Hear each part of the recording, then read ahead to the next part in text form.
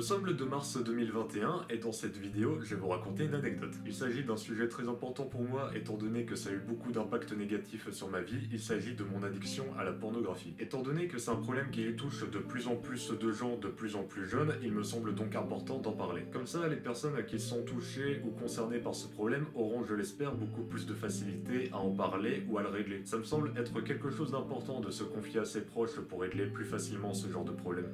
Alors en ce qui me concerne, mes problèmes de pornographie ont commencé vers 2012-2013, vers la fin du collège. À cette époque-là, je découvrais la sexualité avec la masturbation et avec l'école, où il y avait des fois des cours en rapport avec la sexualité. En dehors de ça, je ne connaissais pas grand-chose à la sexualité. J'étais vierge à cette époque, et je le suis toujours d'ailleurs. Et ça doit être l'une de mes plus grandes fiertés, étant donné que je mets un point d'honneur à me préserver pour la femme de ma vie. Alors je ne sais plus exactement comment je suis tombé dans le porno, cependant je me rappelle qu'il y avait des camarades de classe qui en parlaient de ce genre de choses. Et du coup, je pense que j'ai commencé à rechercher les trucs porno, je me suis touché dessus, j'ai répété ce schéma, et c'est comme ça que tout ce bordel a commencé. Dans mes souvenirs, ma fréquence masturbatoire ressemblait à ça. Je me touche minimum une fois par jour le soir sur un porno, j'éjaculais minimum une fois par jour, et puis après ça, j'allais au lit. À cette époque, je n'étais pas conscient que le porno était mauvais et destructeur pour ma santé. Ça me faisait du bien, et je prenais du plaisir à me toucher sur du porno. Je ne voyais donc pas l'intérêt pour moi de m'arrêter. Et de fil en aiguille, ma consommation de porno a influencé de manière néfaste ma personne, que ça soit au niveau du comportement ou au niveau de mes goûts. C'est-à-dire que niveau comportement, à l'époque du lycée, j'étais le genre de connard qui faisait des blagues sexuelles à tout va de manière pas du tout subtile. Et quant à mes goûts, ils étaient souvent basés sur le sexe, que ce soit les vidéos et les dessins animés que je regardais ou les musiques que j'écoutais. Et du coup, toutes ces choses ne m'aidaient pas du tout à sortir de mon addiction au porno, ça ne faisait que m'engouffrer encore plus dedans.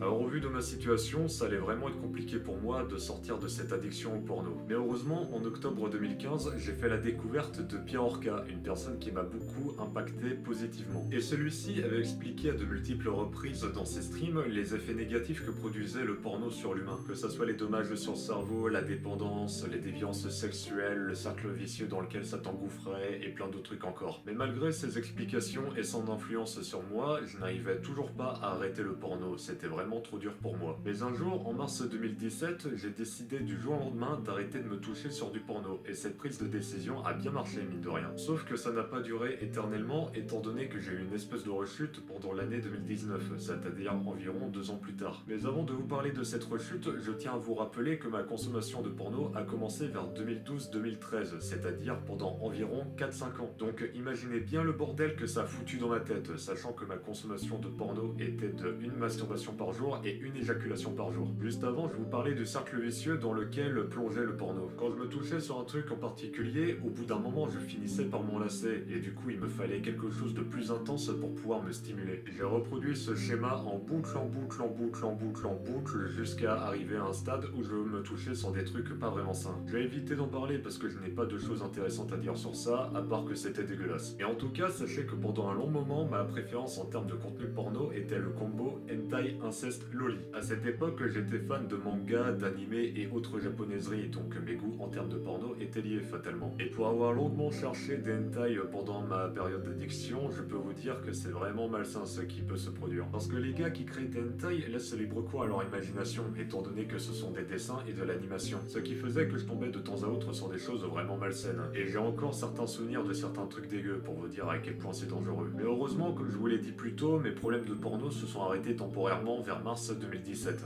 Cependant, comme je l'ai dit également juste avant, 2 ans plus tard, courant 2019, j'ai eu une espèce de rechute dans laquelle je me touchais de nouveau sur du porno de temps à autre. Par rapport à ma première addiction, ma consommation de porno était beaucoup moins élevée, mais elle restait tout de même présente. Mais les choses sur lesquelles je me touchais étaient devenues beaucoup moins dégueulasses. On était sur des choses simples et légères qu'il pourrait y avoir dans une vie sexuelle normale. Et je tiens à remercier Wolfic qui m'a beaucoup aidé à me détacher de mes fantasmes, parce que mon addiction au porno avait sacrément foutu le bordel à ce niveau-là. Non, parce que se toucher sur des lolis ou sur de l'inceste, c'est une chose. Par contre, si c'est pour commencer à avoir des pensées déplacées quand je vois une gamine ou même ma sœur, c'est juste pas la peine. Sachant qu'en plus de ça, mon objectif de vie, c'est de fonder une famille, et je n'ai pas envie que mes fantasmes posent problème à ce qui m'entoure. Donc je suis bien content d'avoir réussi à régler mon problème de fantasme. Mais encore une fois, je précise que cette consommation de porno pendant cette deuxième addiction a été beaucoup moins fréquente par rapport à la première, mais vraiment beaucoup moins fréquente. Cette rechute a duré environ 1 an et demi jusqu'en décembre 2020. Et ce qui a fait arrêter cette rechute en décembre 2020, c'est la découverte du logiciel Freedom. J'en parlerai plus en détail dans une vidéo dédiée, je préfère éviter de m'y attarder sur une vidéo anecdote. Et pour expliquer brièvement, il s'agit d'un logiciel sur lequel tu peux bloquer des sites internet spécifiques pendant une durée déterminée sur ton ordinateur. Et quand j'ai vu que ce logiciel pouvait vraiment m'aider à arrêter le porno, j'ai directement acheté la version premium. Et ce que j'ai fait, c'est que j'ai bloqué tous les sites porno possibles et je l'ai activé pour qu'il fonctionne 24 heures sur 24, 7 jours sur 7. Et depuis, je n'ai plus eu du tout de problème d'addiction au porno. Bon, après, je ne suis pas à l'abri d'une rechute. J'ai arrêté de me toucher sur du porno pendant à peu près 2 ans et je suis quand même retombé dedans. Cependant, comme j'ai réussi à assainir ma sexualité, je pense que ça va être beaucoup plus compliqué pour moi de retomber dedans. Et franchement, ça fait du bien de ne plus avoir le cerveau focalisé sur ce que je vais me toucher. Maintenant, j'ai des types de femmes bien précis en tête et j'utilise mon imagination pour me stimuler. Et ça me paraît bien plus sain de me toucher sur mon imagination comme je le fais maintenant, plutôt que de me toucher sur du porno comme je l'ai fait pendant toutes ces années. Alors concernant l'utilisation de mon imagination pendant mes moments de plaisir solitaire, voici comment je procède. Je prends une image ou une vidéo d'une femme que je trouve attirante. Ensuite, j'imagine un scénario où ça commence de manière normale, avec un contexte où il n'y a pas de sexe. Et ensuite, je fais en sorte de sexualiser de plus en plus la situation jusqu'à arriver à une scène de sexe. Voilà la manière dont j'utilise mon imagination, qui me semble être la manière la plus appropriée pour ne pas tomber dans un sentiment de lassitude. Sinon, je n'ai pas eu de problème de manque comme peuvent avoir certaines personnes, étant donné que j'occupe très facilement mes journées avec toutes les activités que je fais. Donc si jamais tu as des problèmes de manque liés au porno, tu peux ajouter des activités dans ta journée, comme par exemple de la cuisine, du sport, du bricolage, des trucs que tu aimes tout simplement.